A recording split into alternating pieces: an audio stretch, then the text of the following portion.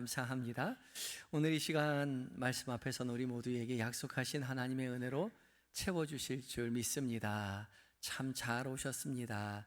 사순절 잘 지내고 계시지요?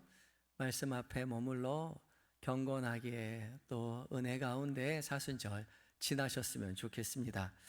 오늘 사도행전 3장 1절부터 10절까지 지난주에 성전 미문에 앉아서 구걸하던 나면서부터 걷지 못했던 그 거린을 치유한 사건 이후에 솔로몬의 행각에서 베드로가 설교한 설교가 계속 이어지고 있는데요. 여러분들 프린트물 받으셨습니까? 예, 안타깝게도 요거는 답이 안 써 있습니다. 예, 지난주에 답이 너무 진하게 써져 있다고 그래가지고 제가 그러면 답을 뭐하러 이 가로를 쳐놓나 생각이 들어서 요번엔 답을 안 써놨어요. 그렇지만 답안지가 있습니다. 어디 있어요? 답안지가? 맨 밑에 있어요. 맨 밑에. 그러니까 답안지만 보고 공부하지 마시고, 공부 잘하는 사람은 답이 중요한 게 아니라 답을 둘러싼 그 모든 내용이 중요한 거니까 저랑 함께 이렇게 핸드아웃 보면서 프린트볼 보면서 말씀 함께 은혜 나눴으면 좋겠습니다.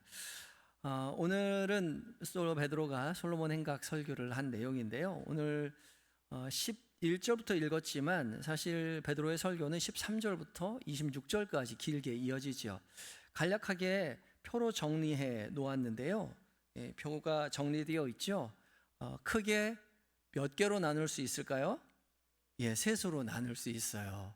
13절부터 16절까지, 17절부터 21절까지, 22절부터 26절까지 셋으로 나눌 수 있는데 이 세 가지는 모두 다 공통된 것은 무엇을 이야기하고자 하느냐? 바로 예수님이 누구신가에 대한 이야기를 하고자 하는 거죠. 그러니까 베드로의 설교의 주제는 예수님이 누구신가에 대한 이야기인 겁니다. 13절부터 16절까지는 고난받는 하나님의 종 그리고 생명의 주이신 예수 그리스도에 대해서 말을 하고 있고요.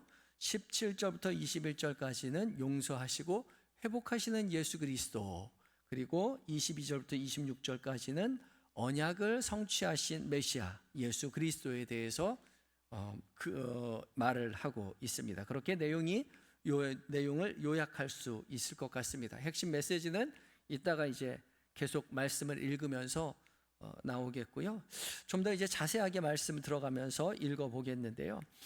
본문의 11절과 12절은 이제 서론 부분으로 치유받은 이 날 때부터 성전 미문에서 앉아서 어릴 때부터 이제 구걸하였던 이 사람이 이제 낫게 되면서 베드로를 붙잡는 그래서 솔로몬 행각까지 가게 되는 그 내용을 기록하고 있죠. 치유받은 사람의 태도와 베드로의 반응을 기록하고 있습니다. 11절을 함께 읽어보는데요. 11절 따로 화면으로는 준비를 안 했으니까요. 가지고 있는 성경이나 여러분 핸드아웃 그 프린트물을 보고 함께 읽어봅니다. 시작. 나은 사람이 베드로와 요한을 잡으니 모든 사람이 크게 놀라며 달려나아가 솔로몬의 행각이라 불리우는 행각에 모이거늘. 아멘. 나은 사람이 붙잡았다고요. 붙잡았어요. 이 붙잡았다는 건 도망가지 못하도록 체포했다는 단어를 쓰는 그 단어거든요. 그러니까 그냥 붙잡은 게 아니라 잠깐 붙잡은 게 아니라 꽉 붙잡은 거예요. 못 도망가게. 왜 붙잡았을까요? 치유의 능력이 베드로와 요한에게 있다고 생각한 거겠죠. 그렇지만 베드로는 분명히 말합니다. 우리 12절 말씀 함께 읽어볼까요? 12절 말씀 12절입니다. 시작. 베드로가 이것을 보고 백성에게 말하되 이스라엘 사람들아 이 일을 왜 놀랍게 여기느냐? 우리 개인의 권능과 경건으로 이 사람이 걷게 한 것을 왜 우리를 주목하느냐? 낫게 된 사람은 베드로와 요한을 붙잡았습니다. 못 도망가게. 치유의 능력이 거기 있다고 생각했어요. 그런데 베드로는 말하죠. 왜 우리를 주목하느냐? 우리를 주목할 게 아니라는 거죠. 누구를 주목해야 돼요? 예수님을 주목해야 하죠. 여기가 솔로몬의 행각에서 일어난 일이라고 해서 솔로몬의 행각을 잠깐 보여주고 이야기를 계속 이어가도록 하겠습니다. 여기가 이제 헤롯 성전입니다. 헤롯 성전이 새로 지어져서 아주 깔끔하지 않아요? 물론 다 무너져서 저거는 이제 예루살렘에 있는 박물관에 야훼에 전시되어 있는 모형입니다. 보시면 헤롯 성전이 있고요. 길게 아래쪽 남쪽 동쪽으로 나와 있는 게 솔로몬의 행각입니다. 그 바로 앞에 미문이라고 보이나요? 성전 미문에 앉아 있었던 날 때부터 걷지 못했던 안진뱅이에게 베드로와 요한이 저기서 이제 구걸을 하던 장애인에게 이제 일어나 걸으라고 이야기를 해서 바로 옆에 있는 솔로몬의 행각으로 데리고 간 겁니다. 이 솔로몬의 행각은 유대인들이 함께 모여서 주랑에서 함께 모여서 성경을 공부하던 아주 자연스럽게 모여있던 그런 곳입니다. 그곳에 사진도 하나 있는데요. 사진은 아니고 그림인데 그것도 보여주시겠어요? 이렇게 많은 유대인들이 모여서 같이 성경을 이야기하고 토론하던 그러한 장소입니다. 이곳으로 와서 이곳으로 데리고 온 거죠. 멀지 않아요. 왼쪽에 보면은 이제 이것도 그림이긴 하지만 미문이 보이죠. 왼쪽 끝에. 그래서 가까이 가서 이야기를 나눴다는 거죠. 왜 우리를 주목하느냐? 다시 이제 본문으로 돌아와서 베드로가 저기서 이야기합니다. 왜 우리를 주목하냐고요? 사람들은 베드로와 요한에게 능력이 있다고 생각했어요. 그리고 그 신기한 일에 대해서 듣기를 바랬죠.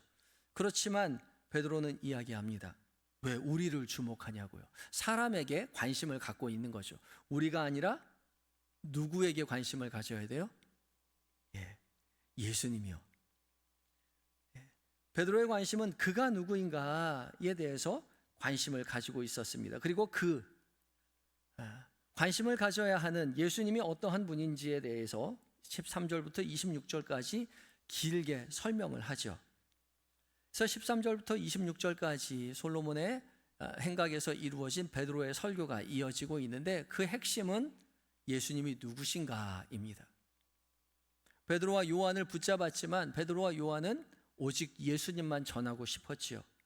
그래서 예수님이 누구신가에 대해서 세 가지로 크게 나눌 수 있다고 아까 표로 설명해 드렸는데 첫 번째 13절부터 16절까지 부분, 예수님은 하나님의 종이요 생명의 주라는 사실을 밝히고 있습니다. 먼저 13절 함께 읽어봅니다. 13절 말씀인데요. 시작. 야곱의 하나님 곧 우리 조상의 하나님이 그 종 예수를 영화롭게 하셨느니라. 너희가 그를 넘겨주고 빌라도가 놓아주기로 결의한 것을 너희가 그 앞에서 거부하였으니. 왜 우리한테 주목하느냐라고 이야기하고 뜬금없이 아브라함과 이삭과 야곱 곧 우리 조상의 하나님이 그의 종 예수를 영화롭게 하였느니라. 그의 종이요. 그의 종. 누구의 종이에요? 하나님의 종이죠. 하나님의 종 예수님을 하나님께서 영화롭게 하였다. 그렇게 말합니다. 그런데 너희는 그를 빌라도가 놓아주기에 결의한 것을 너희가 그 앞에서 거부하였다. 그렇게 말합니다. 여기서 종이라는 헬라어는요 파이스 이게 쓰여 있습니다. 파이스는 종이라고 번역을 하긴 하지만 작은 자, 소자, 연약한 자 그렇게 번역이 되기도 합니다. 그래서 주석 성경을 가지고 계신 분은 소자라고 써져 있는데 표시가 딱 있어요.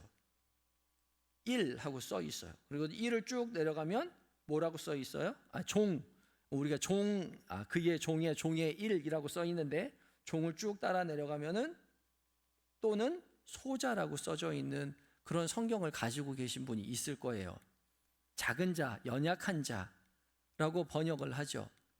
그래서 자녀라고 번역을 하기도 하고요. 이 파이스는 특별히 친밀함을 나타내는 아주 선택된 존재를 말할 때 이 종이라고 표현하지만 파이스로 번역합니다. 그래서 이사야에서 계속 나오는 여호와의 종이라는 히브리어 성경을 헬라어로 번역할 때 항상 파이스라고 그렇게 번역을 주로 했어요.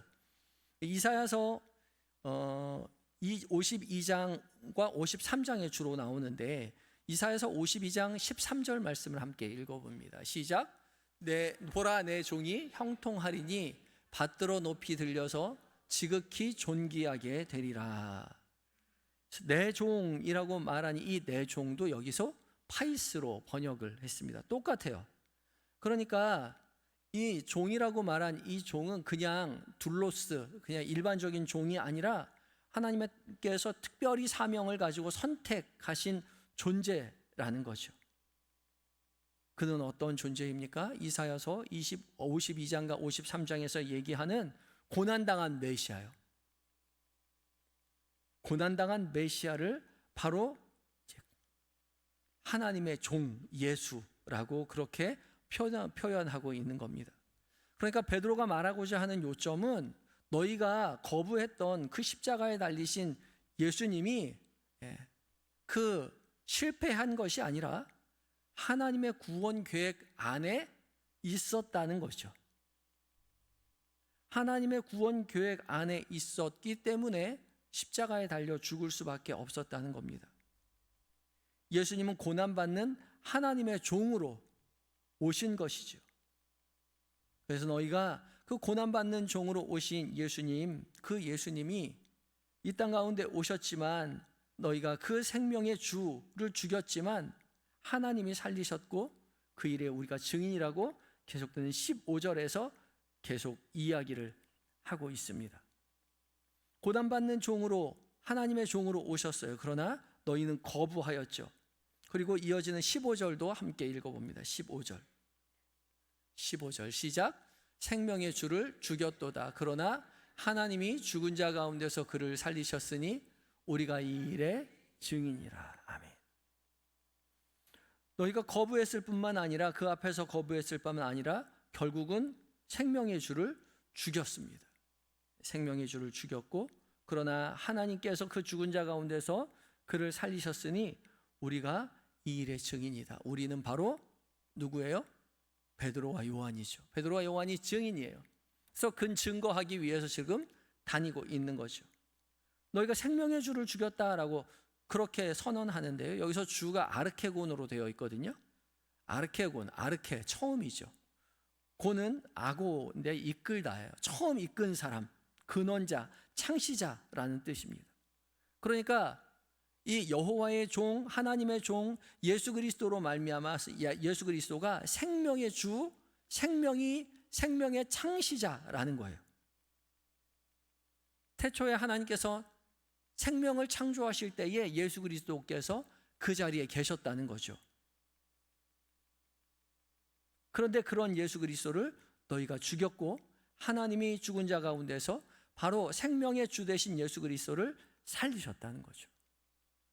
베드로가 이 엄청난 기독론을 지금 펴고 있는 거예요. 예수 그리스도가 그냥 위대한 사람이 아니라 생명의 주였다고요. 생명의 창시자였다고요. 그런데 그 생명의 창시자를 너희가 죽였고 하나님께서 죽은 자 가운데서 다시 살리셨으며 우리가 그 일에 증인이 되었다. 그렇게 고백을 합니다. 그래서 생명의 주로서의 예수 그리스도를 증언하러 베드로와 요한이 다니고 있죠. 그저 신기한 일을 가르치려고 보여주려고 다니는 것이 아닙니다. 생명의 근원자, 생명의 주 대신 생명의 근원자 대신 예수 그리스도를 전하러 다니는 거죠. 그래서 우리가 기억해야 할 것은요, 구원이라는 것은 신기한 사도의 능력에서 나오는 것이 아니라 예수 그리스도에게서 나오는 거죠. 예수 그리스도의 이름에서 나옵니다. 16절인데요. 읽지는 않겠습니다. 예수는 신기한 일을 행하는 능력자가 아니라 예수 그리스도의 십자가를 통해서 생명을 주시는 주님이라는 거죠. 생명의 주이기 때문에. 그래서 우리가 믿는 예수 그리스도는 뭔가 신기한 일을 해주시는 분이 아니라 우리에게 생명을 주시는 분이라는 사실을 우리는 늘 기억해야 합니다.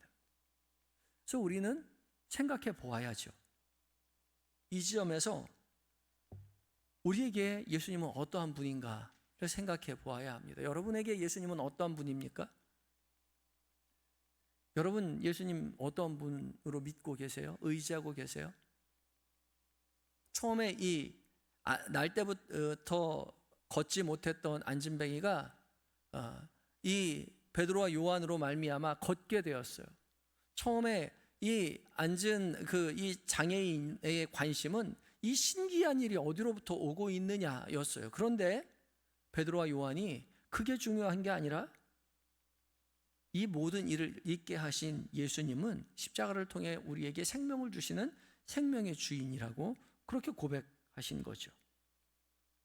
그렇다면 우리가 그 일을 알았다면 우리는 더 이상 문제 해결자로서의 하나님이 주님이 아니라 생명의 주님으로서의 그 주님을, 예수 그리스도를 찾고 구하며 감사하며 살아가야 하겠죠. 주님만으로 만족할 수 있어야 합니다. 왜요? 생명을 주시는 분이시니까. 그러고 계시느냐 말이죠. 여러분의 기도의 제목은 무엇입니까?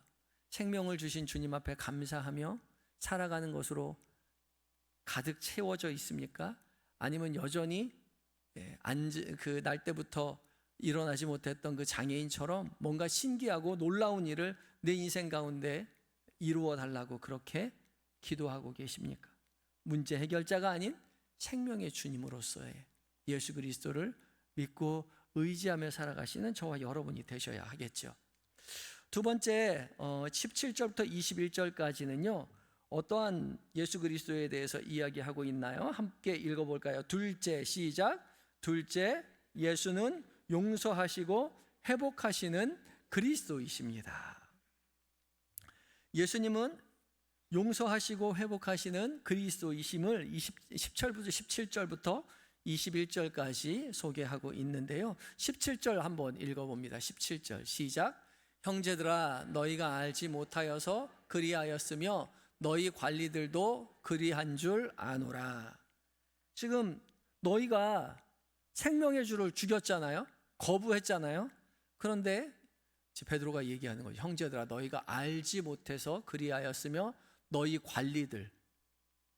그러니까 이 예수님을 못 박아 죽였던 유대인들 역시 몰라서 그랬다는 것을 알고 있다. 그렇게 말을 하고 있죠. 알지 못해서 그랬다고요.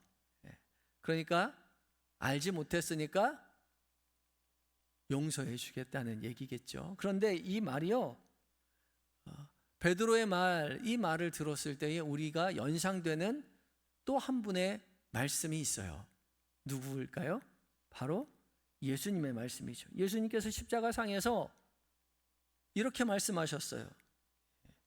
누가복음 23장 34절인데요. 함께 읽습니다. 시작. 이에 예수께서 이르시되 아버지, 저들을 사하여 주옵소서. 자기들이 하는 것을 알지 못함이니이다 하시더라. 그들이 그의 옷을 나눠 제비 뽑을세. 베드로만 정죄하지 않은 것이 아니라 예수님도 정죄하지 않으셨습니다. 예수님의 그 마음 그대로 베드로가 예수님의 마음을 전하고 있는 거죠. 베드로가 넉넉해져서 그렇게 은혜 받아서 그렇게 하고 있는 게 아니에요. 베드로는 예수님의 마음을 그대로 전하고 있는 겁니다. 예수님께서 사람들에게 전한 것처럼 똑같이 전하죠. 그것이 이어지는 단어가 무엇일까요? 무엇을 전합니까? 알지 못했는데 알지 못하는 것까지 끝나는 것이 아니라 이해하는데 필요한 게 있어요. 그 뒤에 필요한 게 있어요. 바로 19절 읽어볼까요? 19절 시작. 그러므로 너희가 회개하고 돌이켜 너희 죄 없이 함을 받으라. 이같이 하면 새롭게 되는 날이 주 앞으로부터 이를 것이요. 아멘. 너희가 회개하고 어떻게 하라고요? 돌이키라고요. 5번 문제 답이 뭐예요? 돌이켜. 우리 지금 다 답 적고 있는 건가요? 예, 적고 있죠. 예, 그냥 넘어가면 여기 안 적어 놓으면은 모릅니다. 거기 적으셔야 돼요. 그래서 제가 일부러 적을 수 있도록 좀 칸도 좀 넓게 잡아놨어요. 회개하고 돌이켜 너희의 죄 사함을 받으라. 그렇게 말씀하시죠. 이같이 하면 새롭게 되는 날이 주 앞에 이를 것이요. 회개하고 돌이켜라, 그렇게 얘기했어요. 회개는 헬라어로 메타노이아인데요. 메타는 방향을 바꾸는 거고요. 노이아는 누스, 마음입니다. 마음의 방향을 바꾸는 거예요. 누구에게로? 하나님에게로요. 그래서 히브리어 회개하다, 슈브, 돌아오다 라는 단어와 같은 맥락 안에 있는 단어가 이 메타노이아, 회개입니다. 그리고 회개할 뿐만 아니라 어떻게 하라고요? 돌이키라고요. 돌이켜라는 단어는 마찬가지로 어느 쪽으로 돌리다, 방향을 돌리다 라는 그런 의미를 갖고 있어요. 이것도 슈브를 번역할 때 가장 많이 사용되는 단어입니다. 그러니까 회개하고 돌이키라는 것은 주님께로 돌아오라는 거예요. 하나님께로 돌아오라는 거예요. 돌아오는 거예요. 그래서 이것은 마음의 단순한 결단이 아니라 실제로 돌아오는 행동의 전환이 반드시 필요한 거죠. 돌아와야 돼요. 그냥 돌아가야지 하고 앉아있는 것으로 부족하다는 거죠. 그래서 회개는 단순한 후회가 아니라 생각과 삶의 무엇을? 6번 답이 뭐예요? 방향을 바꾸는 것입니다. 슈브, 하나님께로 생각과 삶의 방향을 바꾸는 거예요. 이것이 회개이고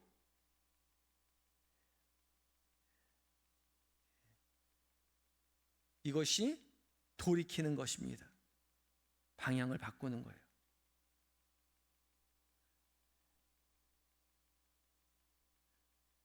그렇게 할 때 주님은 우리에게 약속하는 것이 있지요. 회개하는 자에게 주님 약속하시는 게 있어요.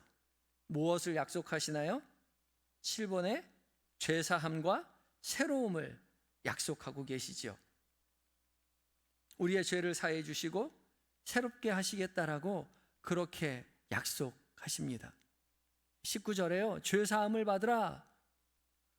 새롭게 되는 날이 주 앞으로부터 이를 것이요. 그렇게 말씀하고 계십니다. 새롭게 되는 날이요. 이 새롭게 되는 날이라는 것은 숨을 다시 고른다는 뜻을 가지고 있어요. 원기를 회복한다는. 그래서 영어로 refreshment 그렇게 쓰거든요. 우리가 회개하고 돌이킬 때에 주께서 우리를 새롭게 하셔서 새롭게 살아갈 힘을 얻게 되는 거죠. 그럴 때 우리는 행복을 느끼고 기쁨을 느끼고 평안과 감사가 넘치는 충만한 삶을 살아가게 됩니다. 그런 삶을 경험해 보셨습니까? 회개하신 분만 경험할 수 있어요. 돌이키신 분은 경험하실 수 있어요. 그 은혜가 우리에게, 우리의 삶에 얼마나 기쁨과 행복과 평안과 감사를 주는지 이것은 지식으로 안다고 될 문제가 아닌 거죠. 자, 하나님은 만물을 회복하시는 계획 가운데 우리 모두를 불러주고 계시죠. 단순한 어떤 한 사람이 아니라 우리 모두에게 오라 말씀하고 계십니다. 우리 모두 주님 앞에 나아가 주님께로 되돌아가 회개하여 돌이켜 그 기쁨을, 그 행복을 누리시고 증인이 되셔서 증언하시는 저와 여러분이 되셔야 하겠죠. 묵상 질문도 한번 읽어볼까요? 시작. 나는 실제로 삶의 방향을 돌이킨 적이 있는가? 여러분 어떻게 삶의 방향을 돌이키신 적이 있으십니까? 그 기쁨과 희열을 느껴보신 적이 계세요? 있으세요?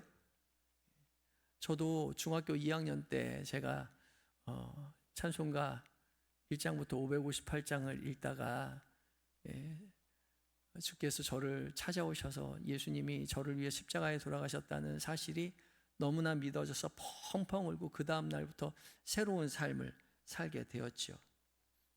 그렇게 살아가니까 너무 행복한데요. 근데 정말로 제 은혜의 삶에 어울리지 않는 제 현실이 너무 부끄럽게 느껴진 그런 모습도 있었습니다.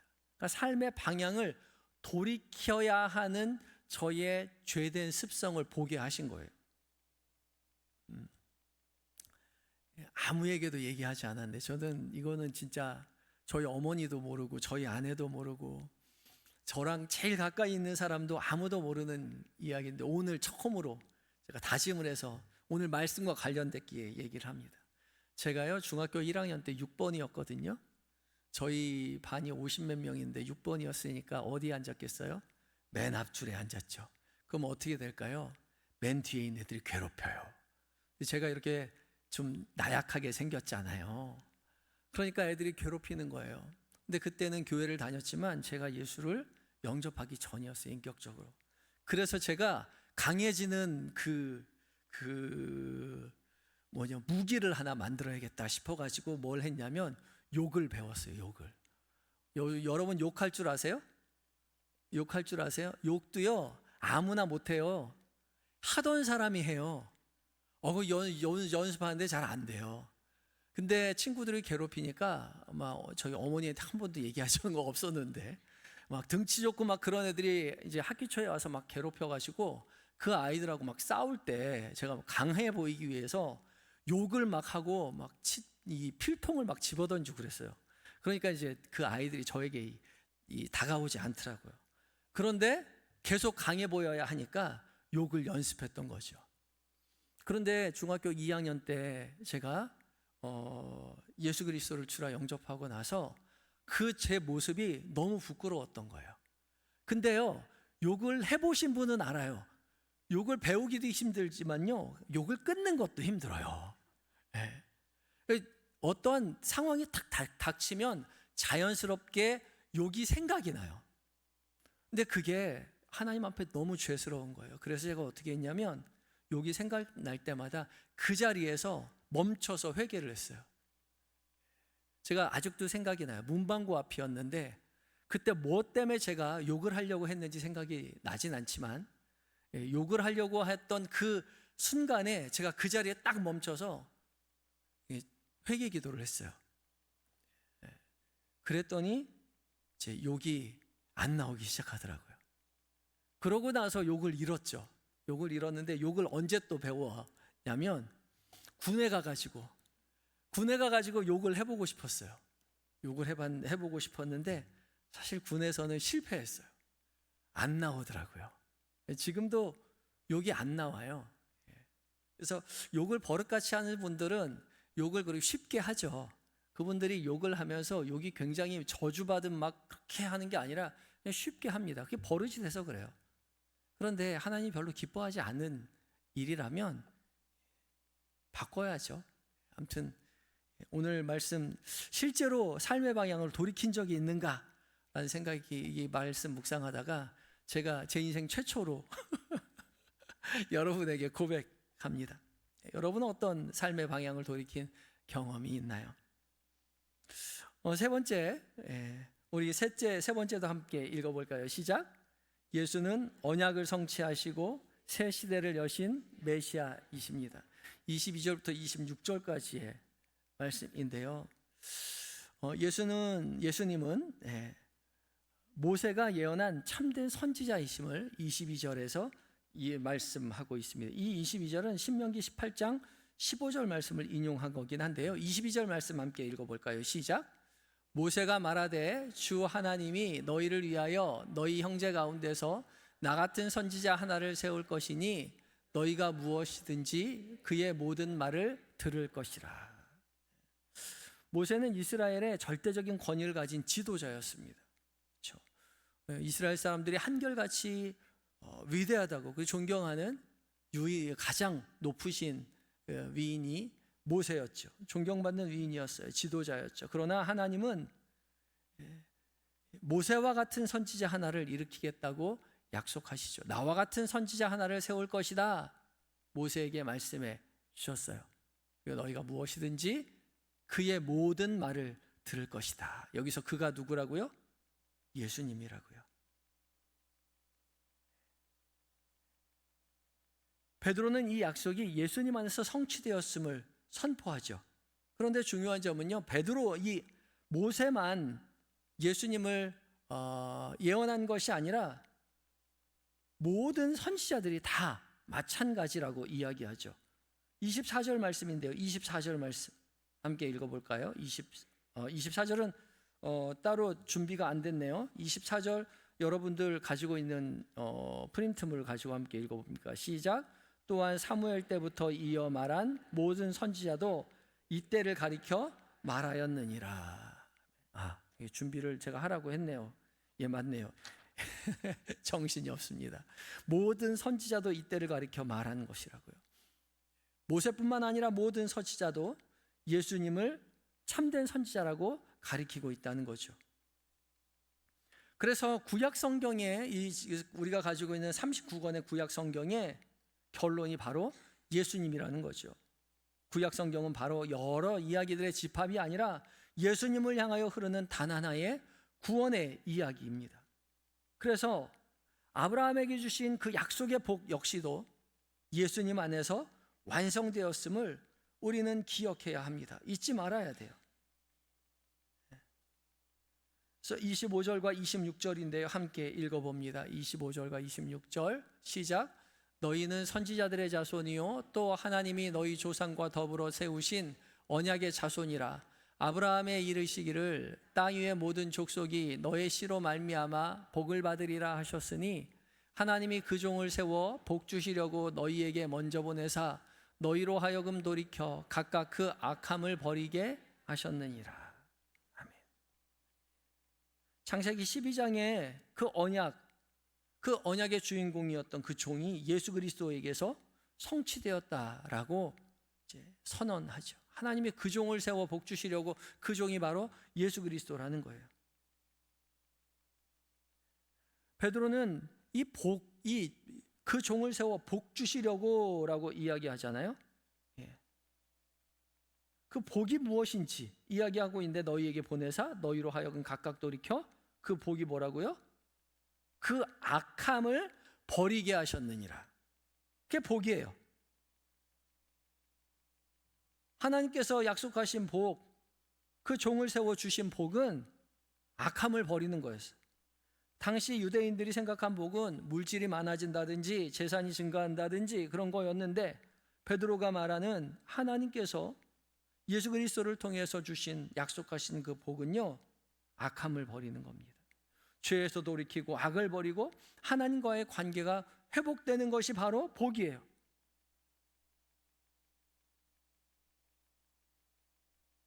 그래서 9번 답은 악함이죠. 너희로 하여금 돌이켜 각각 그 악함을 버리게 하셨다고요. 그래서 복은 번영이 아니라 마지막 10번 답이 뭐예요? 변화라고요. 변화. 참된 복은 물질이 증가하는 것이 아니라 죄에서 떠나는 삶의 변화입니다. 그래서 이전과는 다른 삶을 살게 되는 거예요. 돈이 많아지는 삶이 아니라, 부자가 되는 삶이 아니라 악함을 버리고 주님과 동행하며 살아가는 삶이 진짜 복이에요. 여러분은 무엇이 복이라고 생각하십니까? 복 달라고 기도하시잖아요. 주님 저희를 축복하여 저희 축복하고 주님 저희에게 복 내려 주시옵소서. 무엇이 복이라고 생각하세요? 주님께서 우리에게 약속하신 최고의 복은 우리의 물질적인 형편이 나아지는 것이 아니라 우리가 죄에서 떠나가고 주님께로 돌아가 주님과 가깝게 지내는 거예요. 그게 우리에게 허락된 세상에서 가장 큰 복이에요. 이것을 잊지 말아야 하겠죠. 오늘의 결론입니다. 오늘의 결론 함께 읽어볼까요? 시작. 예수는 고난받는 종이요 생명의 주이시며 회복의 그리스도이시고 언약을 완성하신 메시아이십니다. 놀라는 자리에서 머무르지 말고 돌이키는 자리로 나아갑시다.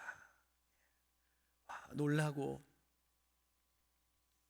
끝나는 것이 아니라 여러분 각자가 돌이키는 자리로 나아가야 하겠죠.